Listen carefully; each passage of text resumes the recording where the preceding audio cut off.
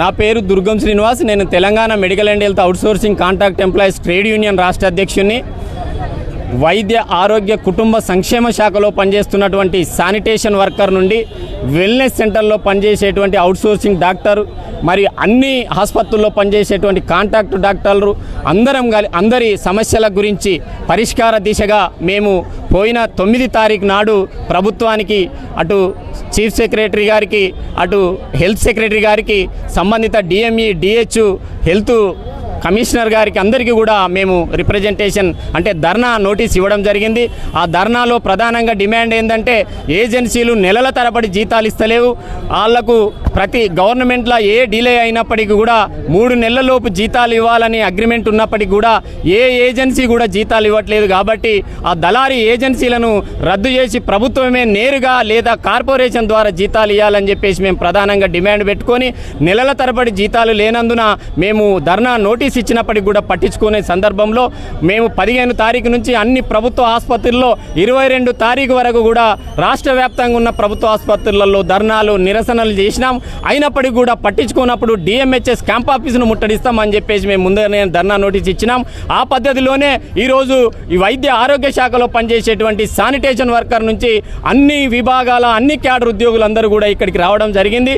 మా ప్రధాన డిమాండ్ ఇవాళ 3 నెలల నుంచి 104లో పనిచేసే వాళ్ళకు 10 నెలల నుంచి, శానిటేషన్ వర్కర్లకు 4-5 నెలల నుంచి, వివిధ క్యాడర్లో పనిచేసేటువంటి వివిధ డిపార్ట్మెంట్లో పనిచేసేటువంటి ఉద్యోగులకు జీతాలు లేకపోతే ఎట్లా బతుకుతారని చెప్పేసి మేము ప్రధానంగా ప్రభుత్వాన్ని డిమాండ్ చేస్తూ ఉన్నాం. ఇవాళ ఎమ్మెల్యేలు, మంత్రులు, ముఖ్యమంత్రి గారు ఏ డేట్ నాడు మీరు జీతాలు తీసుకుంటుర్రు, మీరు అది చూడాలని చెప్పేసి మేము ప్రధానంగా డిమాండ్ చేస్తూ ఉన్నాం.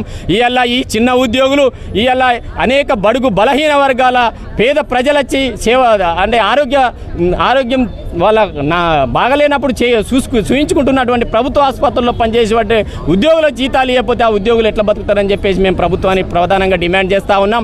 ఇవాళ ముఖ్యమంత్రి గారు వాళ్ళు ఇచ్చినటువంటి సర్కులర్లో 1వ తారీఖు జీతం ఇవ్వాలని సర్కులర్ ఇచ్చినారు. మరి ఆ సర్కులర్ ఏమో సంబంధిత సర్కులర్ మా దగ్గరికి రాలేదు అంటున్నాడు. ఇవాళ అధికారుల తప్ప మరి ఇచ్చినటువంటి సర్కులర్ దొంగదా మాకు అర్థం కానటువంటి పరిస్థితి ఉన్నది. ఇవాళ తక్షణమే ఈ అవుట్సోర్సింగ్ ఏజెన్సీలను రద్దు చేయాలని చెప్పి మేము ప్రధానంగా డిమాండ్ చేస్తున్నాం. ఆ ఏజెన్సీలను రద్దు చేయాలి.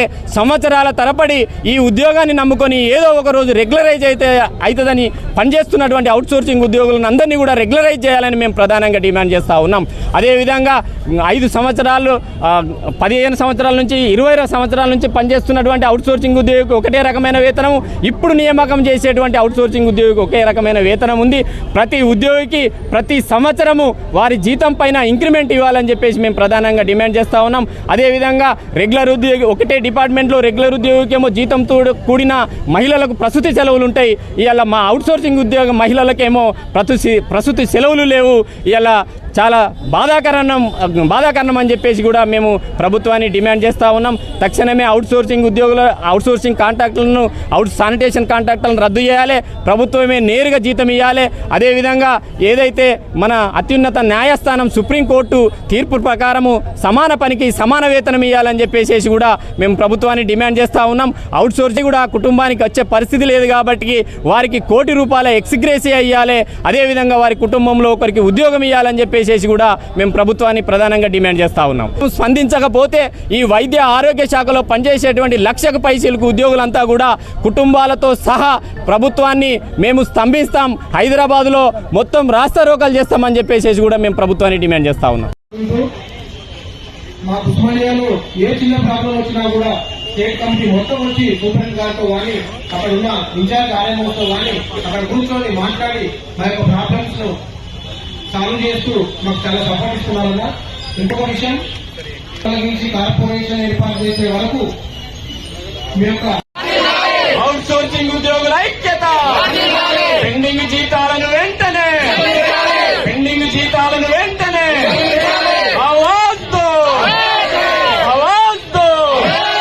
అవుట్సోర్సింగ్ ఉద్యోగుల ఐక్యత. ఇంకా కొంతమంది ఆన్ ది వేలో ఉన్నారు. మన పెద్ద సంఖ్య బయలుదేరింది. అందు గురించి మనం అందరం కూడా కొంచెం శ్రద్ధగా మనం అంత దూరం వేస్ట్ చేయకుండా వేరే పనులకు వెళ్లకుండా అందరు ఇక్కడే ఉండాలని చెప్పేసి మీ అందరికి తెలియజేస్తున్నాం. మనకంటే యూనిటీ పోలీసు వాళ్ళు ఉన్నారు. ఎంత యూనిటీ ఉండి మనం ఎంత కష్టపడి మనం ఇంత దూరం వచ్చినప్పుడు మన సమస్య పరిష్కార దిశగా పోవాలి. మనం లేకపోతే ప్రభుత్వం మన గోడు వినే పరిస్థితి లేదు. ఇవాళ ఎమ్మెల్యేలు 30 తారీఖు నాడు రాత్రి ఏంటి అసలు మీ సమస్య? ఎప్పటి నుంచి రావట్లేదు? 4 నెలల నుంచి సర్వీస్ రావట్లేదండి. 4 నెలల నుంచి అవునండి. ఎట్లా నడుస్తుంది? మేము అప్పో చేసి ఈఎంఐలు కట్టుకోలేక ఇంటికి వచ్చి తాళం వేసుకుపోతుండండి. మా బతుకులు బజార్ల రోడ్ల మీద పట్టదు. డబ్బులు కట్టలేక అప్పులు ఆత్మహత్య చేసుకున్నంత పరిస్థితి దాకా వచ్చింది మాకు పరిస్థితి. అంత ఇబ్బందులు ఉన్నాయి. అవునండి. ఇంత ఇబ్బంది ఉన్న ఇంత నష్టపరిహారం తెలియదు ఘోరంగా అంటే దారుణంగా ఇది ఉందండి. పేరుకేమో మెడికల్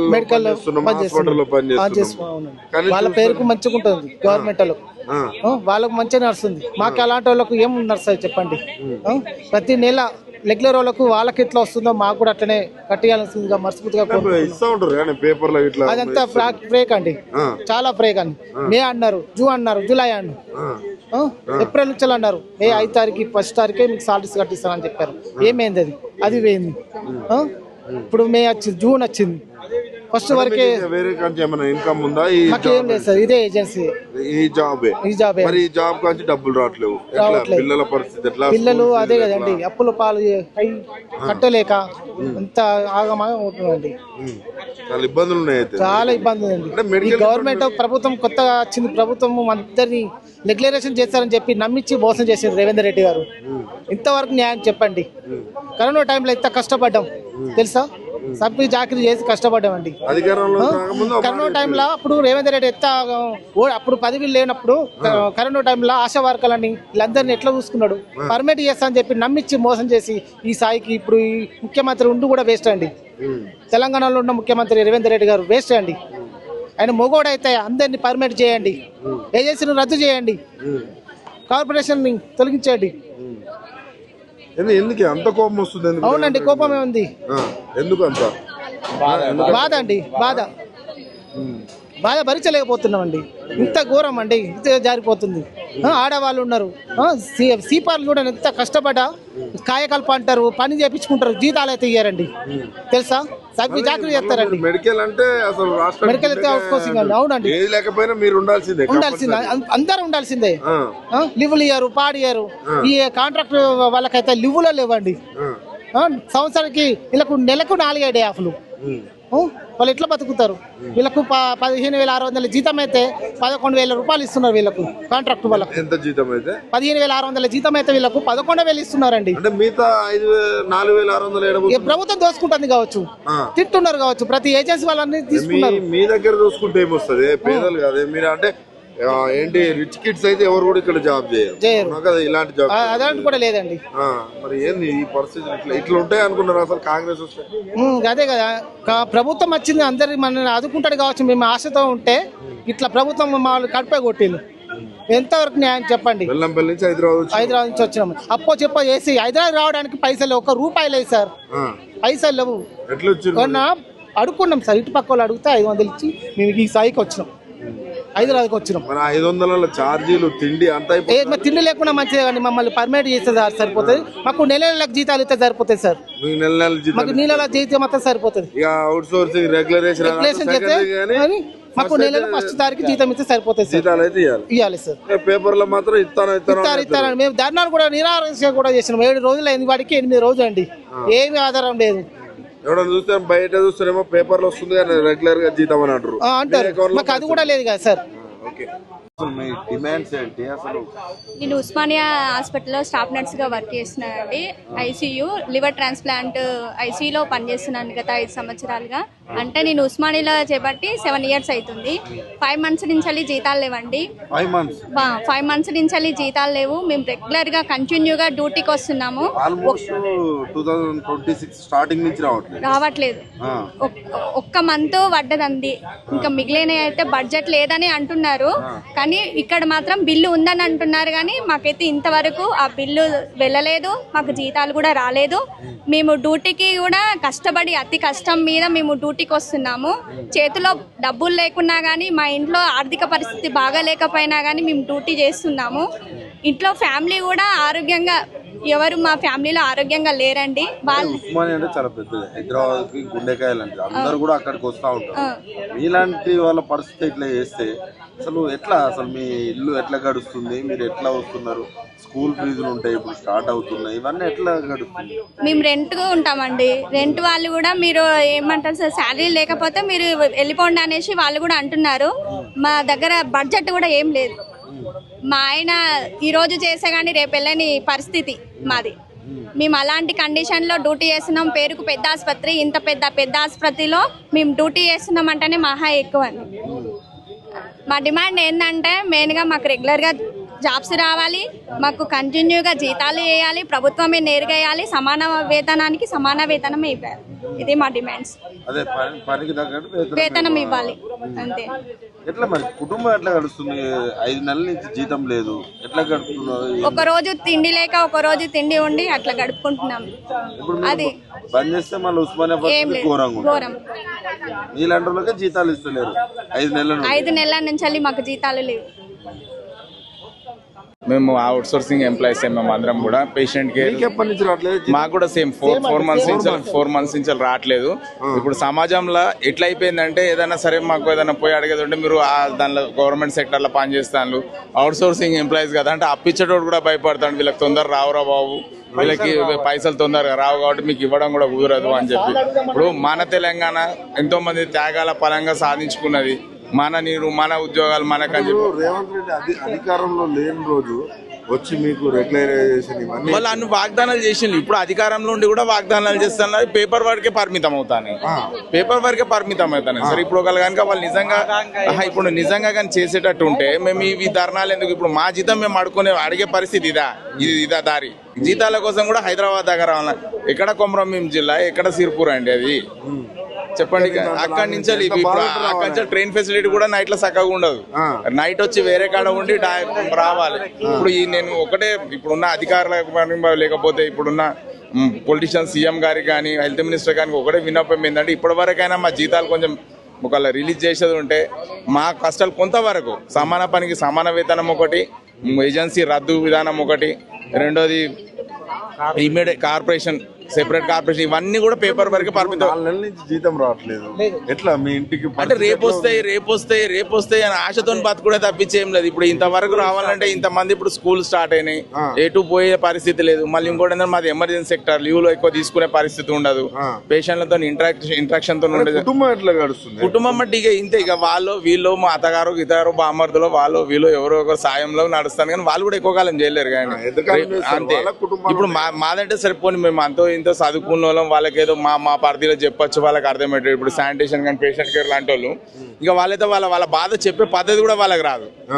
నాకు ఈ బాధ అవుతుంది, మాకు ఇట్లా కష్టం అవుతుంది, మాకు ఇట్లా కొంచెం జీతాలు వస్తలేవు అని వాళ్ళ బాధను వాళ్ళు వ్యక్తపరచుకునే విధానం కూడా వాళ్ళు కరెక్ట్గా తెలియదు. ఇక అట్లాంటి వాళ్ళని వీళ్ళు ఏంటంటే మాకు కీలకమైన పాత్ర మాది మెడికల్ డిపార్ట్మెంట్ లో మీరు అన్నట్టు ఇప్పటికి చాలా వరకు ఇంతమంది వచ్చిండ్రు అని అంటే కలిసి దీని తర్వాత నెక్స్ట్ స్టెప్ అదే ఉండొచ్చు సార్. అట్లనే అనుకుంటాను అంటే చిన్నగా కదా, ఒక మెట్టు ఎక్కిన తర్వాత ఇంకోటి ఎక్కాలి, ఇంకోటి ఎక్కిన తర్వాత ఇంకోటి ఎక్కువ.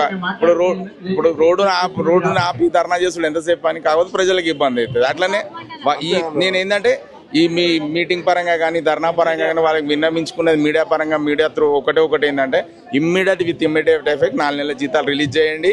తర్వాత మాకు ఇచ్చిన వాగ్దానాలను పేపర్కే పరిమితం కాకుండా వాగ్దానాలని నిలబెట్టుకునే ప్రయత్నం చేయండి. మెయిన్ థింగ్ నేను ముందు వచ్చి ఆఖరి పోయేటాన్ని ఏ ఉద్యమం అయినా ముందు నేను ఉంటా, ఆఖరి నేను పోతా. ఇవాళ ఏంటంటే మా అమ్మగారి వర్ధంతి ఉండడం వల్ల నేను ముందుగా మాట్లాడుతున్నాను బ్రదర్స్కి వచ్చిన మీకోసమే నేను కార్యక్రమం కూడా కొంచెం పోస్ట్ పోన్ చేసి డిలేగా పోతున్నా. మిత్రులారా, ఈరోజు మనం తెలంగాణ తెచ్చుకున్నది తెలంగాణ ఉద్యమం అప్పుడు మనం అందరం అనుకున్నాం, ఇక ఈ తెలంగాణ మన పాలకులే వస్తారు, మనని పాలిస్తారు, మన తెల్లారు లేస్తే మంత్రులతోని ముఖ్యమంత్రులతోని అధికారులతోని అన్నతమ్ముల లెక్క మాట్లాడుకుంటాం కావచ్చు, మనది ప్రజాపాలనే కదా, బయట వాళ్ళు కాదు కదా అని మనం అనుకున్నాం. ఆ రోజుల కోసం ప్రాణాలు తెగించి తెలంగాణ ఉద్యమంలో ఉద్యోగులతో పాటు అవుట్ సోర్సింగ్ ఉద్యోగుల యొక్క పాత్ర వర్ణించలేనిది. వాళ్ళ త్యాగాలు కూడా ఎక్కడ కూడా మనము వాటికి లెక్క కట్టలేనటువంటి త్యాగాలు అవుట్ సోర్సింగ్ ఉద్యోగులు తెలంగాణ ఉద్యమంలో చేరిండ్రు.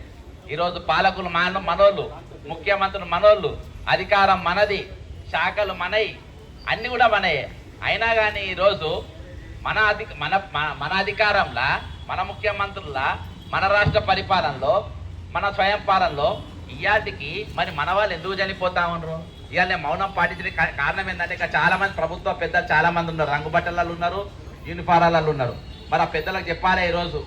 అంటే ఈరోజు అవుట్ సోర్సింగ్ ఉద్యోగులు కూడా ప్రభుత్వం ఒక నిరంకుశం వల్ల, ప్రభుత్వం ఒక ఒత్తిడి వల్ల ఈరోజు మరణిస్తున్నారన్న సంగతి తెలియాలి.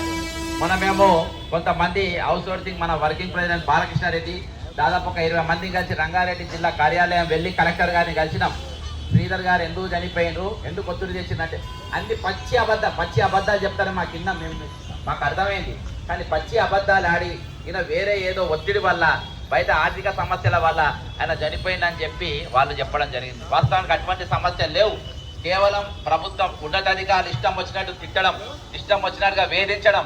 ఈరోజు ఈ రాష్ట్రంలో 25,534 మంది మరి మార్చి 31వ తారీఖు వరకు రిటైర్ అయినరు. మరి ఆ రిక్రూట్మెంట్ ఇయాటి వరకు జరగలేదు. ఒక మెడికల్ హెల్త్ దాదాపు 1000 మంది రిటైర్మెంట్ అయినరు. మరి వీళ్ళ నౌకర్లు ఎవరు చేస్తుండ్రు, వీళ్ళ ఉద్యోగం ఎవరు చేస్తుండ్రు అని అంటే ఆ పని అంతా ఈ రోజు అవుట్ సోర్సింగ్ ఎంప్లాయీతో చేయించుకుంటారు. ఎందుకంటే పుణ్యానికి వచ్చిన పనోడు కదా, వీళ్ళు తాడు ఉండదు, బొంగురం ఉండదు, ఊడబీక్తే బయటికి పోతారు, ఏమన్నా చేయొచ్చు. అర్థమైందా? భయం భక్తి. మళ్ళీ వయసు కూడా అటు ఇటు కాకుంటే అయింది. కొత్త నౌకర్కి అప్లై చేయలేరు, ఇళ్ళకెళ్ళి బయటికి పోలేరు. కాబట్టి నేను అద్దం పెట్టుకొని వీళ్ళని ఎమోషనల్ బ్లాక్మెయిల్ చేసి వీళ్ళ పని చేయించుకోవాలి. ఇక ఇంకొకటి నేను ఈ మధ్యలో బయటకు వచ్చింది. ఫర్ ఎగ్జాంపుల్, నేను ఐటీ డిపార్ట్మెంట్లో ఒక డ్రైవర్ నవీన్ అనే సోదరుడు పనిచేస్తాడు. ఆయనకు డ్యూటీ చేసుకుంటా కళ్ళు తిరిగి కింద పడిపోయిండు.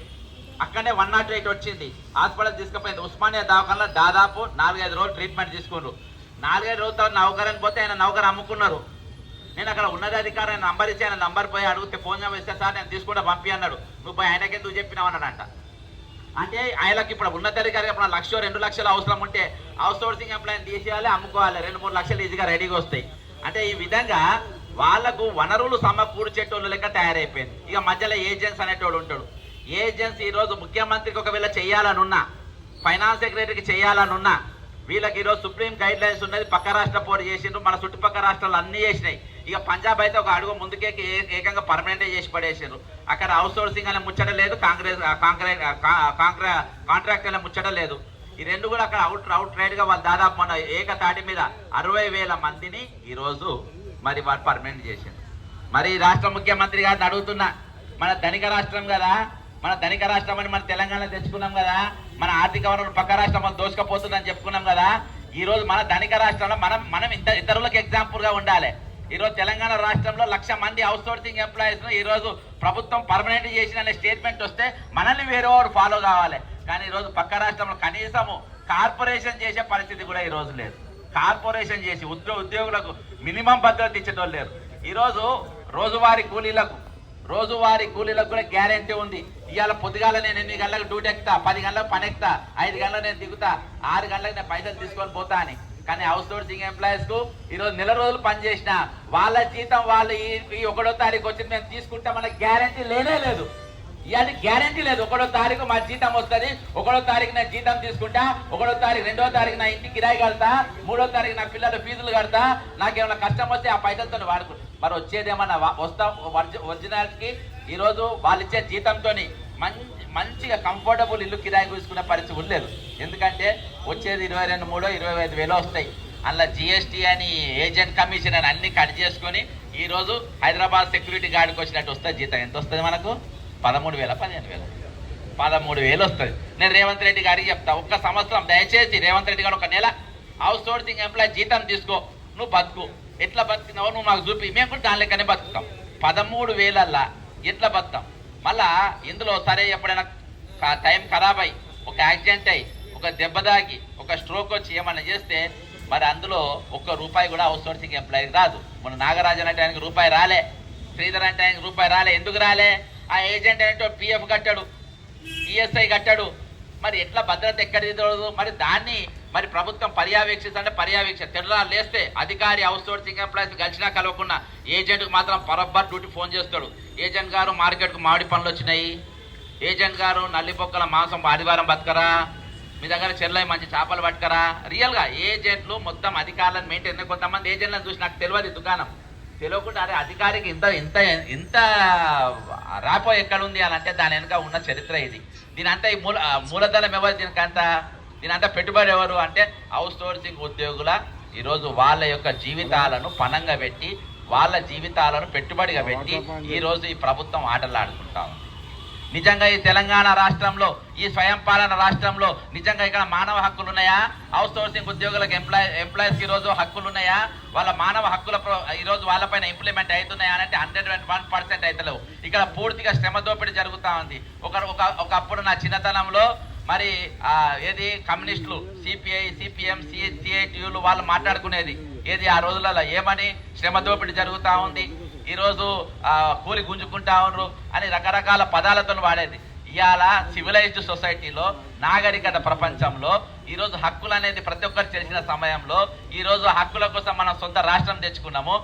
ఇయాటికి కూడా మనం చూస్తుంటే ఇక్కడ నాకు తెలిసి అందరు కూడా వెల్ క్వాలిఫైడ్, వెల్ ఎడ్యుకేటెడ్, ఇక్కడ తక్కువ ఏం లేరు హౌస్ సోర్సింగ్ ఎంప్లాయీస్లో. నాకు తెలిసి రేవంత్ రెడ్డి కంటే ఎక్కువనే చదివి ఉండాలి, తక్కువ చదవలే ఇక్కడ కూర్చున్నాను నాకు తెలిసి. అయితే ఈరోజు మరి అంత ఉన్న కూడా ఇంత విజ్ఞానము, ఇంత పరిజ్ఞానము, ఇంత మానవ హక్కుల మీద ఇంత ఆలోచన మనందరికి ఉన్నా కూడా, అవగాహన ఉన్నప్పటికీ ఈ రోజు కూడా మానవ హక్కుల ఉల్లంఘన జరుగుతుందంటే ఎక్కడున్నాం మనం, ఏం చేస్తున్నాం? మన అనారికం కాదు కదా, మనం ఈ లోకము తెలివితేటలు లేని వాళ్ళం కాదు కదా, అన్ని కలిగి ఉన్న వాళ్ళం కూడా ఎందుకుంటాం? మరి ఎక్కడ మనం లైన్ దాడుతున్నాం, ఎక్కడ మనం ఎందుకు సాధించుకోలేకపోతున్నాం అని ఒకసారి ఆలోచన చేయాలి. ఈరోజు మనం అనుకున్నాం ఆ రోజు మనకేమైనా సమస్య వస్తే రేపు తెలంగాణ వచ్చిన తర్వాత ఎవరైనా మోసం చేస్తే ముందు వరుసలో స్టార్ బార్స్ ఉన్నారు వాళ్ళు అడుగుతారేమో అనుకున్నాం. ఒక్కొక్క గడిలో జొరబడ్డారు. ఇవాళ తెలంగాణ నడుస్తున్న సిండికేట్ పాలన నడుస్తూ ఉంది.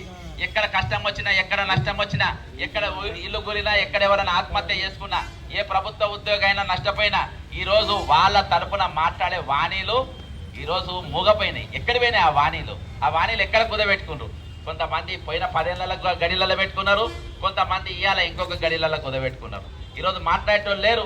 ఈరోజు మనం కూర్చున్నాం, ఒక సీనన్న కనబడతారు, మదన్న కనబడతారు, ఇక్కడ వేరే ఒక బాలకృష్ణ కనబడతారు, ఒక పుల్లి లక్ష్మణ్ కనబడతారు. ఇక తక్కిన వాళ్ళంతా ఎక్కడి పోయిన గొడ్డుపోయిందా? 4 కోట్ల జనం, 10 ప్రతిపక్ష పార్టీలు, దాదాపు 36 మంది ఎమ్మెల్సీలు, 119 మంది ఎమ్మెల్యేలు, ఇంతమంది ప్రజాప్రతినిధులు ఉన్నారు. ఇంతమందికి మనం నెలకు 4 లక్షల జీతాలు ఇస్తున్నాము, వాళ్ళ క్యాబినెట్ హోదాలు ఇచ్చినాం, చాలా మంది బుక్కున్న కార్లు ఇచ్చినాము, పెద్ద పెద్ద బంగ్లాలు ఇచ్చినాము. మరి మా తరపున మీరు ఎందుకు మాట్లాడతలేరు? మా తరపున మీరు ఎందుకు నిలబడతలేరు? మా తరపున మీరు ఎందుకు వాదిస్తలేరు? ఈరోజు 13,000 రూపాయలతోని ఒక కుటుంబం ఎట్లా బతుకుతుందో ఈరోజు దీని గురించి ఎందుకు చర్చ ఉండలేదు? చాలా బాధాకరం, చాలా విచారకరం. ఈరోజు దీని గురించి ఇంత పెద్ద ఇష్యూ, దాదాపు 5 లక్షల మంది ఈరోజు హౌస్ సోర్సింగ్ ఎంప్లాయీస్ ఈ రాష్ట్రంలో ఉంటారు. మరి వాళ్ళ గొంతు గురించి, వాళ్ళ వాణి గురించి, వాళ్ళ ఇబ్బందుల గురించి, వాళ్ళ వేదన గురించి, వాళ్ళు పడుతున్న బాధల గురించి ఈరోజు ఎందుకు మాట్లాడతలేరు? ఎందుకు మీరు బయటకు వస్తలేరు? మొన్న చాలా బాధాకరం ఏంటంటే శ్రీధర్ చనిపోయినప్పుడు మాకు ఒక చేదైన అనుభవం ఏంటంటే దాదాపు 120-130 మంది హౌస్ సోర్సింగ్ ఎంప్లాయీస్ రంగారెడ్డి జిల్లా కలెక్టర్ ఉంటున్నారు. ఒక్క వ్యక్తి కూడా బయటికి రాలేదు బ్రదర్. అంటే వాళ్ళ తప్పంటే నేను వాళ్ళను భయభ్రాంతులకు గురి చేసిను. పక్క జలసను హౌస్ సోర్సింగ్ అసోసియేషన్ వస్తున్న ఒక్కరు కూడా బయటికి రావడం మాట్లాడితే నేను అవకాశం వస్తాను. ఈ విధంగా అంత భయభ్రాంతులకు గురి చేసి, ఎమోషనల్ బ్లాక్మెయిల్ గురి చేసి ఈరోజు ఉద్యోగులు ఎందుకంటే ఇబ్బంది పెడుతున్నారు. ఒక తీరుగా కాదు, పక్క 101% హౌస్ సోర్సింగ్ ఎంప్లాయీస్ బ్లాక్మెయిల్ చేస్తున్నారు. 101 మిమ్మల్ని తీసేస్తాం, మిమ్మల్ని ఉంచాం, మీ నౌకరు అమ్ముకుంటాం. నేను చెప్తున్నా కదా, ఈ కాంచెల్ నేను నవీన్ అనేటువంటి ఒక ఎగ్జాంపుల్ తీసుకున్నా. ఆయనను తీసేసారు, వేరేవానికి అమ్ముకున్నారు. ఆ అధికారికి కూడా చెప్తున్నా, ఆయనను మొత్తం రోడ్డు ఎక్కే ముందు మర్యాదగా ఆయన తీసుకోండి. కొంతమంది రిజిస్ట్రేషన్ ఆఫీసర్ రంగారెడ్డి మన నల్గొండ జిల్లాలో తీసేసిండ్రు, పాలిటెక్నిక్ కాలేజీలో కొంతమంది తీసేసిండ్రు. ఈ విధంగా తీసుకోకపోతే దేనికోసము? ఇలా ఇష్టం వచ్చినా తీసుకుంటుంది. అందుకే ఈరోజు మేము కోటి మెడికల్ కాంప్లెక్స్లో ఉన్నటువంటి ఇక్కడ మేము కూర్చున్నాం, హౌస్ సోర్సింగ్ ఎంప్లాయీస్ అసోసియేషన్ మేము ఇక్కడ కూర్చున్నాము. అట్లా ఇష్టం వచ్చినా తీయద్దని, మాకు ఉద్యోగ భద్రత కల్పించాలని చెప్పి మేము ఇక్కడ కూర్చున్నాము. ఈరోజు మా వాళ్ళు బోర్డులు పట్టుకొని కూర్చున్నారు, వర్ధిల్లాలి హౌస్ సోర్సింగ్ కాంట్రాక్ట్ ఉద్యోగుల ఐక్యత వర్ధిల్లాలని. ఈరోజు సుప్రీంకోర్టు ఒక తీర్పిచ్చింది, సమాన పని సమాన వేతనం. చెవులు వినవార్తలేవా రేవంత్ రెడ్డి గారు?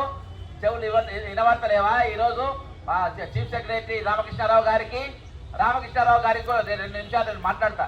రామకృష్ణారావు గారికి నెలకు 4 లక్షల జీతం వస్తుంది, పాపం సరిపోతలేవు. ఆయన ఒక 4-5 ఇల్లు ఉన్నాయి, ఆయన అవి కూడా సరిపోతలేవు. విల్లా నంబర్ 42 గ్రీన్ విల్లాస్ ఆయన ఒక ఇల్లు గిఫ్ట్ ఇచ్చింది. ఆయన ఇంటి ముందు పోయిన వీడియో చేసిన రామకృష్ణారావు గారు నువ్వు ఇంత పేదోనివా, ఎవడో ఇల్లు ఇచ్చేదాకా నీకు ఇల్లు గట్టిలేదా? మరి ఇన్ని ఇల్లు ఉన్నాక ఈ ఇంటి మీద నీకెందుకు? మరి నీకే ఇన్ని కష్టాలు వస్తే మరి 13,000 ఉన్న వాళ్ళకి మరి ఎంత కష్టం రావాలి అని వాళ్ళ ఇంటి ముందు ఒక వీడియో చేసిన. ఇవాటి వరకు ఆ ఇల్లు నాది కాదన్నా అనలేదైనా ఇవాళ ఇది అక్రమంగా వచ్చిందని అనలే. అంటే దాదాపు 4-5 లక్షల జీతం వచ్చినోనికి వాళ్ళకి రిటైర్డ్ అయ్యి 9 నెలలు అవుతుంది. ఎక్స్టెన్షన్ మీద ఉంటుండ్రు. ఎక్స్టెన్షన్ మీద దేనికోసం ఉంటుండ్రు? ఈరోజు అవుట్ సోర్సింగ్ ఎంప్లాయీస్ ఎట్లా అనగదొక్కానో రామకృష్ణారావు గారికి మాత్రమే తెలుసు. కాబట్టి ఆయనే చీఫ్ సెక్రటరీగా ఉండాలని చెప్పేసి రేవంత్ రెడ్డి గారు కోరుకుంటారు. ఎందుకంటే ఈ కుబేర్ తీసుకొచ్చిండ్రు. ఈ కుబేర్ దేనికోసం అంటే ఈరోజు వాయు ఉండదు, వలస ఉండదు. దానికి ఈరోజు ముందు వరుసలా ఫస్ట్ జీతాలు ఉండేది. జీతాలు అనేది కమిటెడ్ ఎక్స్పెండిచర్ కింద వస్తుంది. ఇది రాజ్యాంగంలో పొందుపరుచున్నది. మీ జీతాలు ఇచ్చిన తర్వాతనే నువ్వు కాళేశ్వరం ప్రాజెక్టు కట్టుకో, మిషన్ భగీరథ కట్టుకో, ఫ్యూచర్ సిటీ కట్టుకో, లేకుంటే నువ్వు మూసి ప్రక్షాళన చేయి. ఎప్పుడు చేయాలి? 1వ తారీఖు రోజు రిటైర్డ్ అయిన వాళ్ళ జీతాలు పెన్షన్లు ఇవ్వాలి, ఉద్యోగుల జీతాలు ఇవ్వాలి, అవుట్ సోర్సింగ్ వాళ్ళ జీతాలు అన్ని ఇచ్చిన తర్వాతనే నువ్వు వేరే దానికి వాడుకోవాలి. ఇది మౌలిక సూత్రం, రాజ్యాంగంలో ఉన్నది మౌలిక సూత్రం. ఆ రాజ్యాంగాన్ని ఈరోజు విస్మరిస్తారు. ఆ రాజ్యాంగానికి అనుగుణంగా మీరు మాట్లాడారు. ఆ పైసలు మొత్తం మీరు డైవర్ట్ చేస్తారు. మీరు బ్యాంకులలోకి వెళ్ళి ఏజెన్సీలు వాటిపైన వడ్డీలు ఎంజాయ్ చేస్తారు. ఈ రోజు వీళ్ళ శ్రమను దోచుకొని మీరు ఎంజాయ్ చేస్తే ఇది మీకు మంచిదా, మీ పిల్లలకు మంచిదా, మీ ఆలికి మంచిదా, మీ తల్లిదండ్రులకు మంచిదా? దేనికి మంచిది మిస్టర్ రామకృష్ణారావు గారు? దేనికి మంచిది? ఈరోజు నేను మర్యాదగా చెప్తున్నా, ముఖ్యమంత్రి రేవంత్ రెడ్డి గారికి నేను రిక్వెస్ట్ చేస్తలేను. బట్టి విక్రమార్క గారు ఇంకో 2.5 సంవత్సరాలు మళ్ళీ మీరు గారికి ఇక్కడ కనవడం కూడా కనవరు. కానీ మాకు పాలకులతో మాకు సమస్య లేదు. ఆ రోజు 10 సంవత్సరాలు కేసీఆర్ గారు ఉండే, ఇప్పుడు 2.5 సంవత్సరాలు రేవంత్ రెడ్డి గారు ఉన్నారు. రేపు వచ్చేటోడు ఎవడొస్తారో మాకు తెలియదు. కాబట్టి ఈ రోజు మాకు పాలసీ అనేది మారాలి. మా పాలకుల మార్పు మాకు ఇంపార్టెంట్ కాదు. రేవంత్ రెడ్డి మార్పు మాకు ఇంపార్టెంట్ కాదు. కేసీఆర్ మార్పు మాకు ఇంపార్టెంట్ కాదు. బట్టి విక్రమార్క మార్పు ఇంపార్టెంట్ కాదు. మా పాలసీ అనేది మాకు ఇంపార్టెంట్. ఈరోజు మాకు జీతాలు అనేది 1వ తారీఖు రావాలనేది మా ఇంపార్టెంట్. మాకు ఏజెన్సీ ఉండద్దు అనేది మా ఇంపార్టెంట్. మా శ్రమ ఈ రోజు పెద్ద వాళ్ళు జీఎస్టీలు ఎగ్గొడతారు. 23,000 జీతం వచ్చిన దగ్గర ముక్కు పిండి బరాబర్ జీఎస్టీ వసూలు చేస్తున్నారు. లేదా ఇవాళ అవుతుంది వీళ్ళైనా పెద్ద తోపులా, వీళ్ళు అంబానీలా, అదానీలా, వీళ్ళు ఎవరు? వీళ్ళు 23,000 జీతం తీసుకున్న దగ్గర జీఎస్టీ వసూలు చేస్తారు. మీరు ఇలా బుద్ధి ఉందా మీకు? జ్ఞానం ఉందా మీకు? మనుషులా మీరు? ఈ రోజు మీరు మనుషులో కాదు. రేవంత్ రెడ్డి గారు, బట్టి విక్రమార్క గారు, చీఫ్ సెక్రటరీ గారు మీరు ఆలోచన చేయండి. మీరు ఏ విధంగా మనుషులో నాకు చెప్పండి, నేను ఒప్పుకుంటా. 13,000 ఒక కుటుంబం ఎట్లా బతుకుతుంది, ఎట్లా బతకాలనే ఆలోచన మీకు ఎట్లుందో చెప్పండి. రాత్రి ఒక బ్యాడ్ న్యూస్ చదివినా నేను. రోజు రాత్రి ఒక ఎందుకు పెట్టుకున్నా, ఒక చిన్న ఛానల్ పెట్టుకున్నా. అది కమర్షియల్ కాదు, ఒట్టి ఇష్యూస్ చెప్పడానికి. రాత్రి నేను 12వ రిటైర్డ్ ఎంప్లాయీకి పోరాటం చేస్తున్నా. రాత్రి 99 ఎం శ్రీనివాసరావు ఎడ్జిటి టీచర్, భద్రాచలం, కొత్తగూడెం. రాత్రి 99వ టీచర్ చనిపోయింది. దీంతో అలా ఆ సబ్జెక్ట్ తీసుకున్నా. ఈరోజు ఒక్కరు కాదు, ఎక్కడ కూడా ఆన్సర్ 99 మనుషులు చచ్చిపోయినా ఈరోజు ప్రభుత్వం స్పందిస్తలేరంటే నిజంగా వీళ్ళు మనుషులా అనే ఆలోచన వచ్చింది. ఈరోజు ఒక శ్రీధర్ అంటే ఆయన చనిపోతే అవుట్ సోర్సింగ్ ఎంప్లాయీ రంగారెడ్డి జిల్లాలో వీళ్ళు ఎవరు స్పందిస్తలేదే, వీళ్ళు నిజంగా మనుషులా, వీళ్ళు మానవత్వం ఉందా అనేది ఆలోచన. ఈరోజు మానవత్వంతో పనిచేయాలి. ఎవరం కూడా 100 సంవత్సరాలు బాండ్ రాసుకొని ఎవరు రాలే ఇక్కడికి. మేము ఎట్లా పోతాం, మీరు అట్నే పోతారు. కాకపోతే మేము పేదరికంలో పోతాం కావచ్చు, టైంకు తిండి తినకపోతాం కావచ్చు, మాకు రోగం వచ్చిన వైద్యం అందకపోతాం కావచ్చు, మేము మాకు అవసరం ఉన్నప్పుడు మాకు రావాల్సిన రాబడి లేక వస్తాం కావచ్చు, మా పిల్లలను చదివించుకోలేక వస్తాం కావచ్చు. కానీ మీరు మాత్రం అట్లా కాదు సార్. మీరు పాన్పుల మీద అన్ని అనుభవించుకుంటా ఈరోజు మీరు పోతారు. మీకు మాకు తేడా. మాకు ప్రశాంతమైన సాగు రాకుండా చేస్తున్నారు. కాబట్టి ఇవన్నీ కూడా ప్రభుత్వం పెద్ద మనసుతోనే ఆలోచన చేయాలని కోరుతున్నాం. పెద్ద మనసుతో ఆలోచన చేయాలని కోరుతున్నాం. దయచేసి ఇక్కడ వచ్చిన వాళ్ళు ఇది ఒక్కళ్ళ సమస్య కాదు. ఇక్కడ ఉంటే ఒక 100 మంది ఉండొచ్చు, ఇంకో 100 మంది దారులు ఉండొచ్చు. కానీ ఈరోజు 5 లక్షల మంది దీన్ని దిక్కు చూస్తున్నారు. కోర్టులో ఏం జరగబోతుంది? కనీసం కోర్టు ఉద్యమంతోనైనా రేవంత్ రెడ్డి గారు కళ్ళు తెరుస్తారా లేదా? ఈరోజు రేవంత్ రెడ్డి గారికి మూసీ పైన ఉన్న శ్రద్ధ మనుషుల మీద లేదు. మూసీ ప్రక్షాళన మీద ఉన్న శ్రద్ధ మనుషుల మీద లేదు. మెట్రో పైన ఉన్న శ్రద్ధ మనుషుల మీద లేదు. ఈరోజు RRR రోడ్డు పైన ఉన్న శ్రద్ధ మనుషుల మీద లేదు. రేడియల్ రోడ్ల పైన ఉన్న శ్రద్ధ మనుషుల మీద లేదు. ఎందుకు లేదని అంటే వాటిపైన రేవంత్ రెడ్డి గారి కమిషన్ వస్తుంది, కానీ అవుట్ సోర్సింగ్ ఎంప్లాయీస్ జీతం ఇస్తే కమిషన్ రాదు కదా. ఈరోజు అది మెయిన్ పాయింట్. 1వ తారీఖు మీకు జీతం ఇస్తే కమిషన్ రాదు కదా. ఇవే పైసలు తీసుకుపోయి మెగా కృష్ణారెడ్డికి ఇస్తే కమిషన్ వస్తుంది కదా. పొంగిలేటికి ఇస్తే కమిషన్ వస్తుంది కదా. రాఘవ కన్స్ట్రక్షన్ ఇస్తే డబ్బులు వస్తాయి కదా. మై హోమ్స్ ఇస్తే డబ్బులు వస్తాయి కదా. మీకు ఇస్తే డబ్బులు రావు కదా, అందుకనే మీకు ఇయ్యరు. కాబట్టి ఇవన్నీ మనసు పక్కన పెట్టాలి. రేపు రేవంత్ రెడ్డి గారు మీరు దిగిపోయినా కూడా మేము గుర్తు చేసుకోవాలి. అదే అవుట్ సోర్సింగ్ ఎంప్లాయీస్ మేలు చేసిపోయారు, అవుట్ సోర్సింగ్ బస్సులలో దీపాలు పెట్టిపోయారు, అవుట్ సోర్సింగ్ ఎంప్లాయీస్ వచ్చినా బతికిన రేవంత్ రెడ్డి చాలా మంది తెలంగాణ రాష్ట్రం ఏర్పడిన తర్వాత కూడా చాలా మంది ఇళ్లలో రాజశేఖర రెడ్డి గారి ఫోటోలు ఉంటాయి. ఈరోజు ఆ విధంగా ఈ ఫోటోలు కూడా ఎక్కడ చూసినా పెట్టుకోవాలి. మీ గురించి మేము గొప్పగా మాట్లాడుకోవాలి, మీ గురించి మేము కీర్తించుకోవాలి. అటువంటి పాలన ఈ 2.5 సంవత్సరాలు మీ పాపాలన్నీ మర్చిపోతాం. మేము 2.5 సంవత్సరాలు మా అవసరం చచ్చిపోయిన అన్నీ మర్చిపోతాం. నువ్వు ఎన్నెన్ని మమ్మల్ని ఇబ్బంది పెట్టావు అని మేము మర్చిపోతాం. నువ్వు చేపించిన అరెస్ట్ మేము మర్చిపోతాం. నువ్వు మా మీద చేపించిన లాఠీ చార్జ్ మేము మర్చిపోతాం. దయచేసి 2 చేతులైతే రేవంత్ రెడ్డి గారికి 2 చేతులైతే విజ్ఞప్తి చేస్తా ఉన్నా. దయచేసి మీరు జ్ఞాపకం చేసుకోండి. దయచేసి ఒక్కసారి అవుట్ సోర్సింగ్ ఎంప్లాయీస్ మీ కన్నులెత్తి చూడండి. ఒక్కసారి వాళ్ళు గొంతెమ్మ కోరికలు ఏం కోరుతలేరు, గొంతెమ్మ కోరికలు ఏం కోరుతలేరు. వాళ్ళ నౌకర్ను భద్రత కల్పించి కార్పొరేషన్ ఇవ్వమంటారు. ఏజెన్సీ అనే బ్రోకర్ గారు లేకుండా వాళ్ళ జీతాలు వాళ్ళకి ఇవ్వమన్నారు. దాంతో ఏమంటే అంటే వాళ్ళకు కట్టింగ్ లేకుండా వస్తాయి, జీతాలు వస్తాయి. దాంతో వాళ్ళ బ్రహ్మాండమైన పైసలు అయిపోయి బతకరు.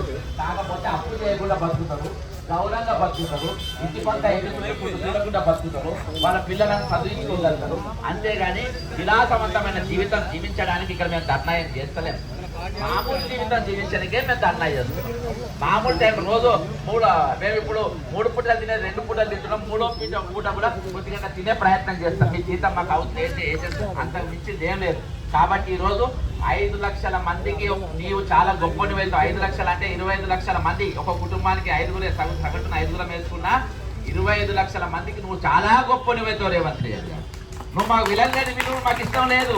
నువ్వు మాకు గొప్ప నాయకుడు మాకు మిగిలాలని ఉంది. నువ్వు 10 ఏళ్ళే అంటే 10 ఏళ్ళు కాదు మాకు నువ్వు 20 ఏళ్ళు 30 ఏళ్ళు ముఖ్యమంత్రిగా ఉండాలన్న కోరిక మాకున్నది. దయచేసి కోటి దిక్కు చూడు, కోటి ఉద్యమం దిక్కు చూడు. కోటిలో వచ్చిన ఈ బాధిత తరఫున వాళ్ళ వాణిని వినపడు. ఇక్కడ వచ్చిన వాళ్ళు ప్రతి ఒక్కరు కూడా ఒకరిద్దరు కాదు 5 లక్షల మంది తరఫున మాట్లాడుతున్నట్టే. 5 లక్షల మంది అవుట్ సోర్సింగ్ ఉద్యోగుల తరఫున మాట్లాడితే వాణిని వినిపిస్తున్నట్టే, వాళ్ళ అర్థనాదాలు వినిపిస్తున్నట్టే, వాళ్ళ చావు కేకలను వినిపిస్తున్నట్టే, వాళ్ళ కలుపు కోతను వినిపిస్తున్నట్టే. దయచేసి మీరు వినాలని కోరుకుంటూ సెలవు తీసుకుంటున్నా. జై తెలంగాణ, అమరవీరులకు జోహార్.